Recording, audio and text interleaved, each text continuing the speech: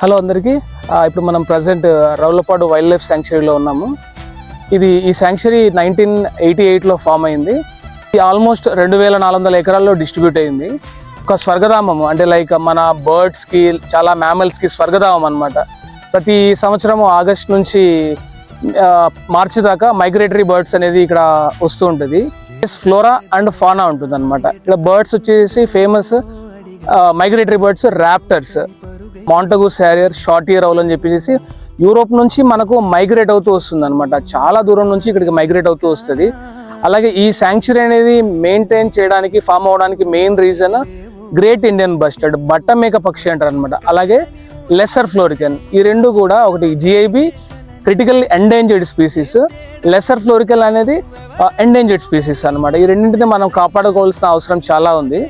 ఇది మనకు డెక్కన్ ప్లాటూలో ఉన్నటువంటి గ్రాస్ ల్యాండ్.